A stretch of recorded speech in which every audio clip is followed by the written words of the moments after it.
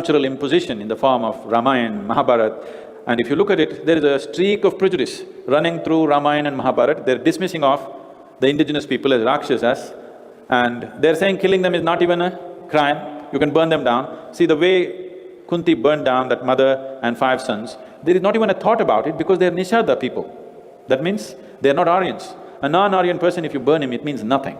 I'm saying it has been so in many parts of the world, isn't it? సంస్కృత మహాభారతంలో నుంచి తెలుగులోకి అనువదించినప్పుడు శ్లోకాలు మిస్ అయినాయని దానికి ఇంకొక బెస్ట్ ఎగ్జాంపుల్ ఏంటంటే లక్కగృహంకి సంబంధించింది. లక్కగృహాన్ని తగలబెడతారు కదా, ఆ సందర్భంలో శ్లోకాలు మిస్ అయినాయి. తెలుగులో అనువదించిన మహాభారతం మీరు చదివితే అక్కడ మరి ధర్మాత్ముడు అధర్మాత్ముడులానే కనిపిస్తాడు. అక్కడ ఏం రాసిందో నేను చదువుతాను. అసలు సంస్కృత మహాభారతంలో దాని గురించి ఏముందో మీకు ఆ క్లిప్స్ అటాచ్ చేస్తాను, వినండి. లక్కగృహ దహనం చేసినప్పుడు కౌరవులు మిగతా వాళ్ళు కూడా అనుకుంటారు అందులో చచ్చిపోయిన ఒక తల్లి 5 కొడుకులు ఉంటారు. అది చూసి పాండవులే చనిపోయారేమో అని అనుకుంటారు. అయితే ఆ లక్కగృహంకి సంబంధించి ముందేం జరిగిందో చెప్తాను చూడండి. ఇది మహాభారతం ఆది పర్వం 147th చాప్టర్లో ఉంటుంది. మహారాజా తర్వాత ఒక రాత్రి దానం నెపంగా కుంతి బ్రాహ్మణులకు భోజనాలు పెట్టింది. అప్పుడు అక్కడకు అనేక మంది స్త్రీలు వచ్చారు. వారందరూ స్వేచ్ఛగా తిని త్రాగి రాత్రి కుంతి అనుమతితో తమ తమ ఇండ్లకు చేరుకున్నారు. ఆ విందు భోజనానికి తన 5 కుమారులతో కలిసి ఒక బోయ స్త్రీ అన్నం కోసం కాలచోదితురాలై వచ్చింది. ఆమె తన కుమారులతో కూడి మద్యాన్ని అతిగా సేవించింది. మత్తుచే వివశురాలై శరీర స్పృహ లేనిదై ఆ గృహంలోనే నిద్రించింది. వారందరూ చచ్చిన వారి వలె పడి ఉన్నారు. జనమంతా నిద్రించిన ఆ సమయంలో పెద్ద సుడిగాలి వీచింది. అప్పుడు భీముడు పురోచనుడి నిద్రించిన ఇంటికి ముందుగా నిప్పు పెట్టాడు.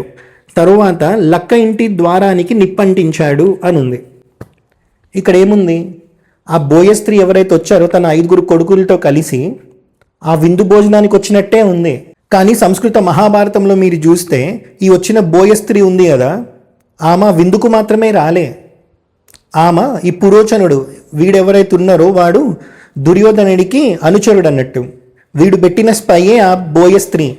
ఆమెతో పాటు 5 కొడుకులు ఉన్నారన్నట్టు.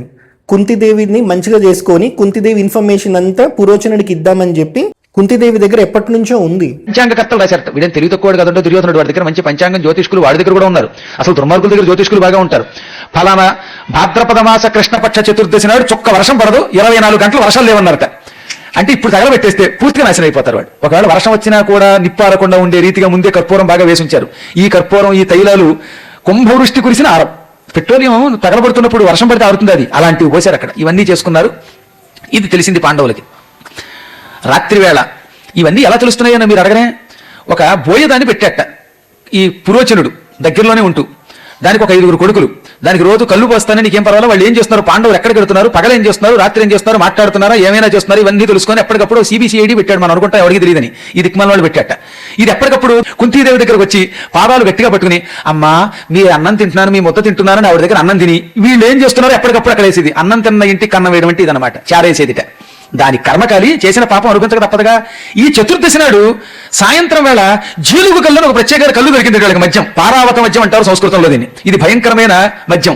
ఈ మద్యం తాగిన వాడికి మత్తు పిచ్చిక్కిపోతుందిట. అటువంటి అడవి సంబంధమైన మద్యాన్ని ఆ పూట కొడుకులతో కలిసి తెగ తాగేసింది, దొరికిందని. ఈ పూటే నిప్పెడుతుందని, ఈ పూట తాగద్దేవు అన్నాడు పైగా పురోచనుడు. ఆ పూటే తాగింది కర్మయోగం వల్ల. తెగ తాగి అమ్మే ఈ పూట మీ సంగతి చూస్తానమ్మే అని వచ్చి అరుగు మీద పడుకుని మాట్లాడటం మర్చిపోయి నిద్రపోయింది పిల్లలతో పాటు. అన్నీ కలిసి వచ్చాయనుకున్నాడు భీముడు.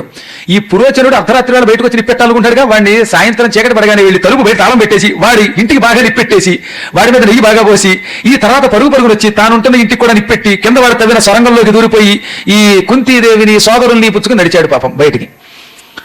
ఇంకేముంది, మొత్తం భగ్గుమంది నిప్పు. వాడు ఎవరు పెట్టకుండా వీళ్ళే పెట్టేశారు నిప్పు అనమాట. పురోచనుడు కాలి బూడిదైపోయాడు. ఈ తాగుబోతు ఆటవిక స్త్రీ పిల్లలతో పాటు బూడిదైపోయింది. మళ్ళీ ఎముకలు ఏదో అక్కడక్కడ కొంచెం దొరుకుతున్నాయి తప్ప సరిగ్గా ఎవరో తెలియదు ఎవరెవరో. అలా ఆ శ్లోకాలు ఇందులో మీకు లేవు. విందు భోజనానికి వచ్చినట్టు మాత్రమే ఇందులో మీకు కనిపిస్తుంది. సో ఈ లక్కగృహ దహనంలో ఈ తల్లి తన 5 కొడుకులు కూడా దహనం అయిపోతారు అన్నట్టు. అందరు ఇది చూసి కుంతిదేవితో పాటు 5 పాండవులు చనిపోయారని అనుకుంటారు. మరి ఇక్కడ మీరు చూస్తే ధర్మరాజే లక్కగృహాన్ని తగలబెట్టమని చెప్పి భీముడికి చెప్పింది. మరి ఇక్కడ ధర్మరాజుకి తెలియదా అందులో 6 మంది ఉన్నారని చెప్పి, తల్లితో పాటు 5 కొడుకులు. మరి ఈ సందర్భంలో ధర్మరాజు అధర్మాత్ముడే అవ్వాలి కదా. మరి మీరు చూస్తే మహాభారతం మొత్తంలో ధర్మరాజు ఆడింది సగమబద్ధం అనే చెప్తారు.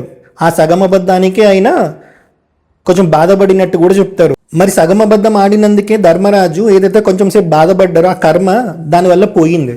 మరి ఇక్కడ ఆరుగురిని చంపిన పాపం ధర్మరాజుకి తగలలేదా? మరి తగలాలి కదా. మరి ఎందుకు తగలలే? ఎందుకు అని అంటే వాళ్ళు స్పైలాగా వచ్చారు కాబట్టి. ఈ విషయం సంస్కృత మహాభారతంలో ఉంది, తెలుగులో లేదు. మరి మీరు తెలుగు చదివితే ధర్మరాజు అధర్మాత్ముడిలానే మీకు కనిపిస్తాడు. మరి ఈ ఆరుగురిని చంపిన పాపానికి ధర్మరాజు కర్మ అనుభవించినట్టు మహాభారతంలో ఎక్కడ ఉంటే ఒక రిఫరెన్స్ నాకు చూపెట్టండి. ఉండదు. మహాభారతం తెలియదు, రామాయణం తెలియదు, అందులో ఉన్న ధర్మము తెలియదు, ధర్మంలో ఉన్న సూక్ష్మము తెలియదు. ఎవడో స్క్రిప్ట్ రాసిస్తే దాన్ని దేశంలో ఎవరికో లింక్ చేసి సందర్భానుసారం లింక్ చేసి పురాణాలకి సంబంధించిన పురుషులని గొప్ప గొప్ప వాళ్ళందరినీ డిగ్రేడ్ చేయాలి. ఇదా నాలెడ్జ్ పురాణాల మీద ఉంది అని చూపెట్టుకోవడానికి? ఇది కాదు మార్గం, ఇది దరిద్రమైన మార్గం. సో ఎవడైనా ఏదైనా మాట్లాడేటప్పుడు ఆడికి ఎంత జ్ఞానం ఉందో మీరు తెలుసుకోండి, ఉట్టిగా సపోర్ట్ చేయొద్దు.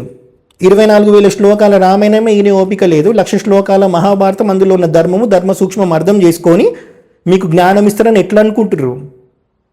ప్రతి ఒక్కరిని యాంటీ హిందూ అని ముద్రేసి వాడిని దూరం చేయాలి. ఆడి దగ్గర ఉన్న జ్ఞానం ఇవ్వడానికి అవసరం లేదు. ఇది దరిద్రం సోషల్ మీడియాలో. హర హర మహాదేవ.